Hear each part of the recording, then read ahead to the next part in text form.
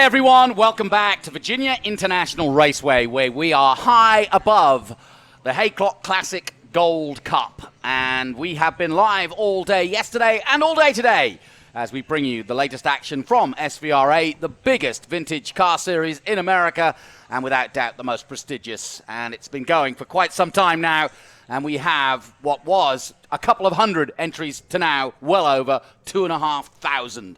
And in terms of, not every weekend obviously, but in terms of members, that's how many we've got. And we've got a great combination of groups coming up. We have Group 1, 3, 4, 5, and 5B. And my cohort here, Ben Sissel, says this is his favorite, but he says that about every group. No. This is my favorite. And I'm a huge fan of the small bore British sports cars, but any kind of production car. Well, I'm glad racing, there's one of you left. I love it. So let's go through a little bit. So Joey Beaujolais is in first place, and his Elva MK, or not first place, but starting pole, Mark 7, that is. We've got Jim Gewinner in his Lotus 23B. Another Lotus 23B is Travis Engen. Michael Unger in a Datsun 2000, a beautiful red Datsun 2000 Roadster. So he would be Group 3. In Group 4, Thomas Grudovich in a beautiful Lola. Look for Tom to be up front because he's always really fast. Peter Uzi in an MG Midget. Bill Thummel. David Porter, that's one of my favorite cars, this Ford Lotus Cortina. Beautiful red. David Nicholas in an MGA.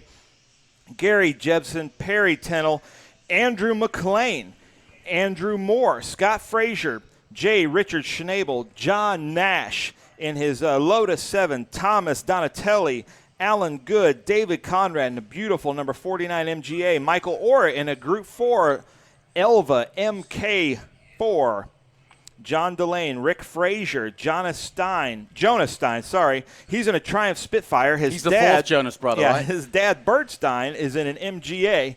But, Jonathan, they're coming down roller coaster, so I'm going to pass it back to you. We have more guys to cover in this group, but they're coming down the roller coaster, and the lights are off in the pace car, and I'm going to send it to you. Here in a little bit, we're going to have Rick Parent, the head of our tech, explaining the rules of this mixed group class and some of the cars in this class and how you can prepare your car for vintage racing. Okay, here we go. The lights out on the Maserati. And that is our safety car that will lead this huge field of Group 1, 3, 4, and 5B in all. You just got an explanation as to who we're looking at. And as you can see, the Maserati pulling away.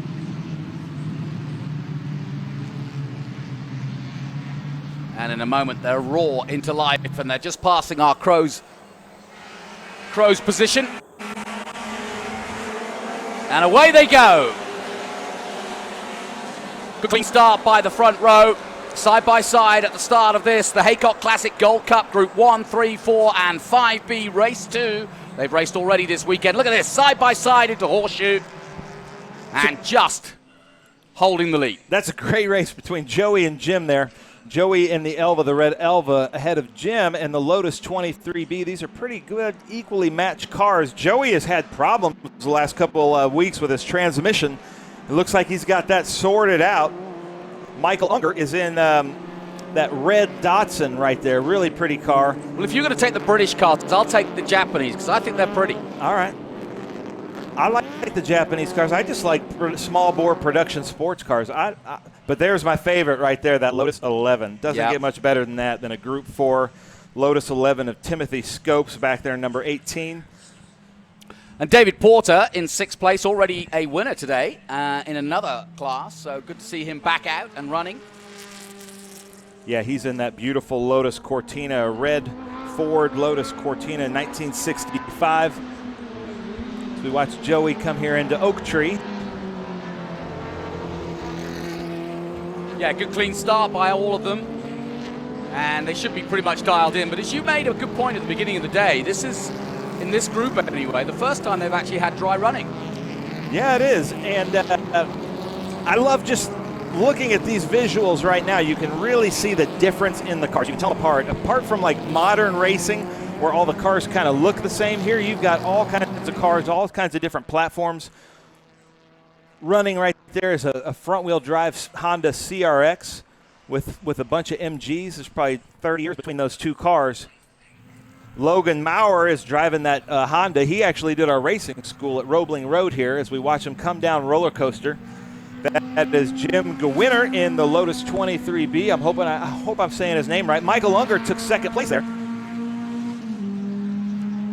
Yeah, I'm looking There's for Grudevich John Nash. as well. Yeah, I can't find Grudevich. I don't know if he's out there. But that's John Nash out there and his Group 3 Lotus 7. He's got a Group 8 Lotus 7, and that's his Group 3 Lotus 7. Yeah, I've got him down in 11th place at the moment.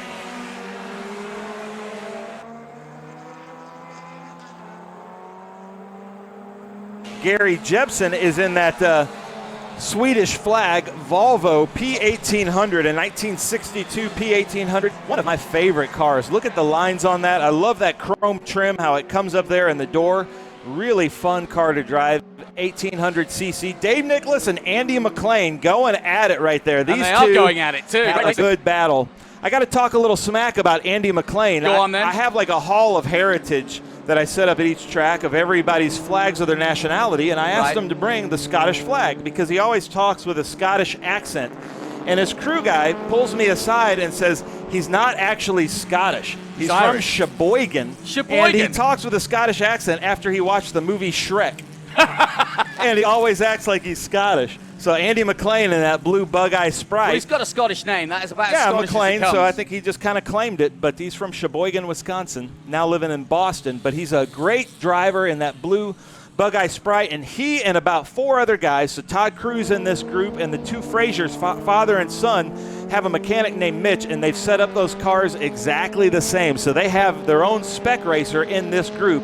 So there's the 2 right there, Andy McLean in the blue bug-eye, and then Scott Frazier in the green bug-eye. Look at that, the number 58. That is a beautiful car. Gotta love the bug-eyes. Now, was that an official name? They called them bug-eyes as a model? Or Frog Eye, I think they were just sprites, but yeah, they call it Frog they Eye or known Bug Eye. as the bug-eyes, right? Just because of how they look. Yeah, exactly. And they do look like little bug-eyes, don't they? Fantastic stuff. 7 is John Nash. Just saw him going through at Oak Tree as we look high and above from the drone. You really get a sense of the speed. You can't really see it sometimes with a camera shot, but you certainly see it with the drone, just how fast they're going. And they may be little tiny bore sports cars, but they are moving. And down roller coaster they come. And the big 33 emblazoned on Jim Gewinner's car. In fact, that's Michael Unger in the 33A, isn't it? In the Datsun. Yeah. Yeah, I'm trying to get a number on that car in front of him. That's 38. Oh, Bill Thummel right there in the Elva Courier. That's a Group 3 car. I love the looks of that Volvo, too. So many. Oh, it looks like Andy McLean got around Dave Nicholas right there. Dave is in the yellow MGA, and that could be Grudevich coming up in that. Let me see. We're looking for him. He's number 67.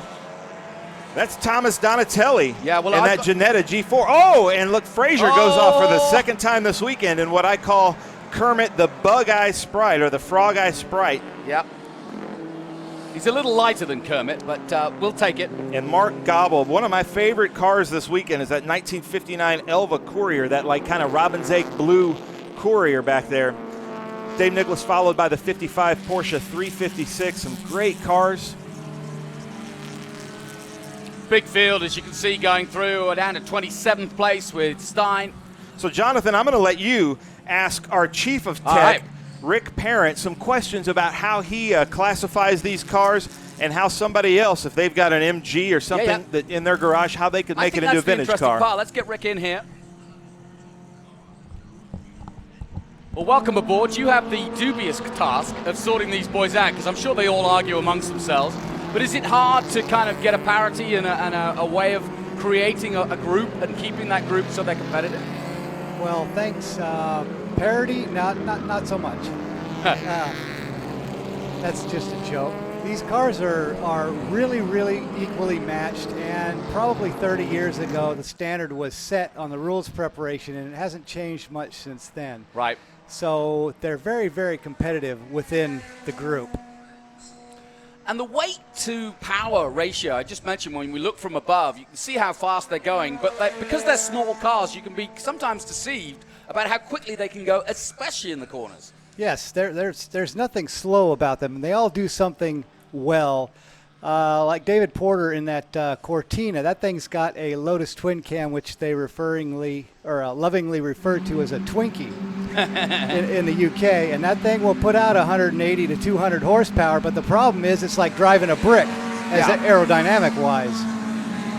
Well, and if we take these back to their original time of racing, where the Europeans were coming over here with these smaller cars, the Americans would get more and more frustrated by putting more and more horsepower in their cars and still couldn't work out how they get beaten. And that was basically because they were more nimble, these cars, and they got round the corners, whereas the big bores were just that, and they were quite hard to muscle around. And for a long time, the Americans kind of scratched their heads as to how they were going to develop. And then the Japanese came along with the Datsun and had the best of both worlds, both reliability and nimbleness. That's true. The British cars are fabulous. They're fantastic. Everybody can relate to those because everybody knows somebody in a field somewhere. Sure. Somebody's got one in their backyard, and so I say, hey, fix it up, bring it out. This is the best or least inexpensive form of racing. Well, let's get into that. If somebody is watching this, which I'm sure many are, and thinking, I could never do that, it's not as unobtainable as we might think, right? I mean, this is actually more affordable racing. Yes, they're vintage cars, but sometimes the price tag isn't. I mean, they're not all collector's items. Some of these cars are literally production-based, and you turn them into race cars, put the roll bar on them, and so on. So it's not unobtainable, is it? Absolutely not. There's thousands of these cars, depending on the make and model, around the country, just sitting somewhere. And basically, the rules preparation is they're not stock by any means as far as the motor transmission goes. However, they are OEM-based units, so you can and can't do things. The suspension is basically the same. You can run better shocks, but you still got to run leaf springs if that's what they used. So the Datsuns, when the Japanese got involved, they have a huge and rich culture of racing. So it's always good to see the Datsuns out there. They're one of the few manufacturers that actually produced racing parts like FIA parts for the 510s and things like that. The Roadsters, same way. Datsuns were big in C&D racing back in SCCA, and so they would support these racers by giving them heads, carburetors, manifolds, all kinds of things. So it's wonderful. You bring it forward a few years, the Japanese did what the Japanese do so well, which is they looked at the best of the European cars, looked at the best of the American cars, and said, well, where can we fit in here?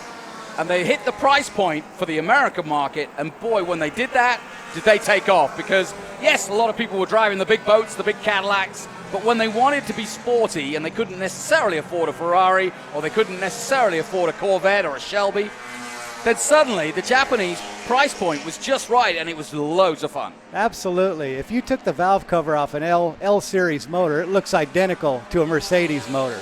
They copied the engineering very, very well and pushed it a little bit further.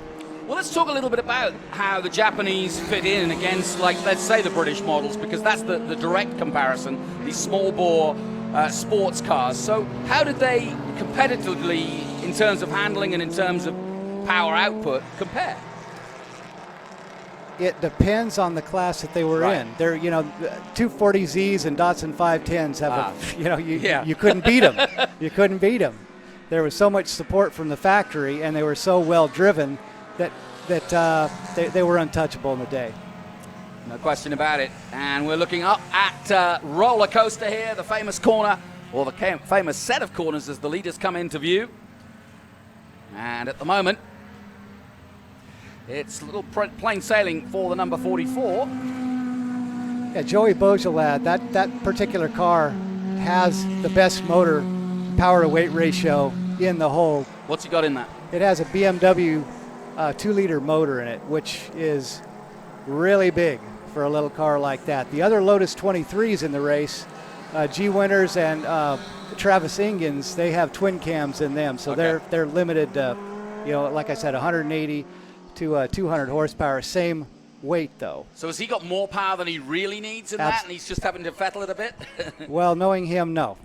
He's going to drive everything he's got. There's He's no going to drive doubt the about wheels that. off it regardless. Well, he did a 2:12.8 last lap out, and he's somewhat quicker, 2:13 by Jim Gwynner there in second place, and then it drops off to Bill Thummel, and 2:21.1 his best lap so far. So yeah, there's no question that Joey, the man leading the race, as we look at the number 33 in second place. The number 33 is actually a gold medallion car, which means it's prepared exactly how it was in the day. Down to the gauges, can you the talk shocks. more about that? I started reading about that the other day, about the gold medallion and how that works. Sure, we have a gold medallion program. There's a lot of guys who have cars that absolutely refuse to update them, which I think personally is wonderful. Because when you look at the dash on his car, it's got all the right gauges. Everything on it's right. It doesn't have any modern accoutrements like an MSD ignition or anything like that. It's all as it was. And so the cars that are prepared as they were are not as competitive as they could be. And so we want to recognize their effort and time and money spent by awarding them, a special award. So regardless of where the gold medallion cars in any group all have a podium to themselves. Doesn't matter if they finish in the back.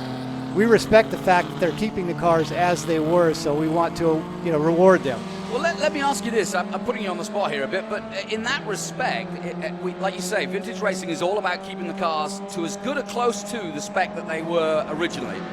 What are the parts that become harder and harder as the years go on to either replace or make from scratch so that they do still fit the regs? Well, on a car like the Lotus 23, there isn't anything you can't make on that car. Okay. So it's basically a space frame is what they used to call those. It's a tube frame car. What we would call a tube frame car now. Yes, yes.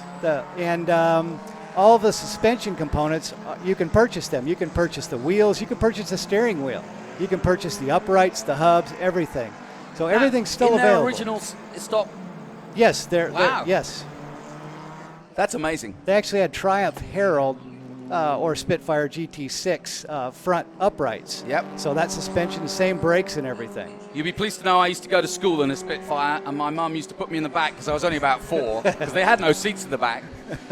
And I got to school, and I'm still here. So here we are on the final lap, but it's probably where I got my love for motor racing, in the back of my mum's yellow Spitfire. There you go. Triumph made us some rather nice cars in their day. So coming down, final lap, down the hill for the last time. Still battles going on. And Joey Beaujolais leading the way, as he has done all race long. And we'll come to the checkered flag, as will all the rest of the field. A huge field again. Or are we getting one more lap? I didn't see the checkered flag, so maybe we got one more lap. Now we're on the final lap. And there's the 25 of Peter Uzdavinis. Is that right? Uzdavinis? Yes, okay. Close enough. I'm good. And the checkered flag will be coming out next time out, I think. Yeah, well, I can tell you he's an MG midget. Yes, the Frasers with the green cars, I think it's their personal responsibility to collect up everyone they ever find in a field and put it back on the track. They have quite the collection. And now, they do the spec motor that Ben was talking about. That's not something that's cheap and inexpensive. No. Now, growing up in England, and Ben alluded to this, my first car was an MGB, and of course Lucas Parts, and everybody made fun of the fact that Lucas Parts lasted about 4 days. Now, was that Lucas just going, great, we've got a great parts factory, and we'll make sure we keep rolling them out? Or was it just that they didn't necessarily refine them as well as they could? There's how do you answer that? There's so many Lucas jokes. There's so many Lucas Parts jokes. There's the checkered flag for our finish to Group 1, 3, 4, and 5B. You ready? And my thanks to Rick coming in and by putting him on the spot, no question about it, poor lad. But no, he answered well, and yeah, I had some myths answered for me, especially the Lucas Parts. I've always wanted to ask somebody who knows things about that. But it's great. He's a great resource. If you're looking at this and say, hey, I want to do this, the first thing you want to do is contact somebody like Rick, the tech inspector of any race series, because he can save you a lot of money. He can save you a lot of grief and make your experience a lot happier. So he can either tell you what cars to buy or how to prepare your car to where you're within the rules. And a lot of our drivers that he's worked with, as they're like, hey, I'm building a car, he can actually save them money and make their car faster and safer by telling them what to do. A lot of people just prepare the car how they want. Then they get here and we're like, oh, you're going to be in a group you don't want to be in because it's not congealed to our rules. We'll try to find a place for anybody to run but you're going to be a lot happier running in a group that you feel like you want to run in. And like you say, before you go too far down the rabbit hole of making a car that's not compliable to certain regulations. Yeah. So research the rules. You can go on SVRA.com. You can find a way to contact Rick from there. Rick Parent with SVRA, but he will set you up right. And I've heard at least dozens of times how he's helped out our drivers and made the experience more enjoyable by just giving them little hints on how to set up their car. Good point. Yeah, Aaron Colwell does the same in Trans Am, and it's obviously that's a bit more expensive, but a bit more to it perhaps in terms of the big boy racing. But yeah, it's good to know the scrutineers and good to know what the rules are, because you can read the regulations and maybe not interpret them the way that they are being interpreted by the actual race series. That is correct, and we see that quite a bit. So another good race here at VIR. I'm delighted finally that we've got a decent day to be part of, because we've had some pretty muggy weather over the last day. We started the day, if you've just joined us, in thick fog and mist, and we had to delay the start of our action early this morning, but we got going about 10 o'clock, and since then we've been going in and out of style. It's been fantastic. We've had some fantastic racing from Trans Am and from SVRA, and the Haycock Gold Cup going good guns here in VIR, really enjoying it. And we got bugs on the windshield of the commentary booth, so we know we're going fast in here too.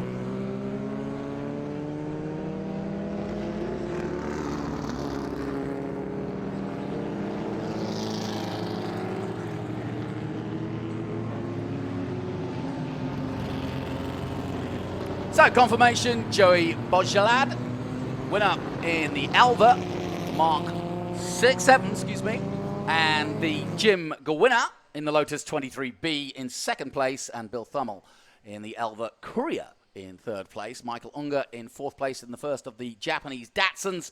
Then the Lotus Super 7 of John Nash, David Porter in the Ford Cortina. That is a car I like. I don't know why. I know it's a bit boxy, but I just like it. And Gary Jebsen in the Volvo. And then in 8th place, Peter Uzdavenis. I think I've got it right now. Scott Fraser 9th, and Andrew McLean rounding out the top 10 in the Austin Healey Bug-Eye Sprite. So that concludes our Group 1, Group 3, Group 4, and Group 5B feature race 2. We'll take a short break. We'll be right back with more SVRA after this.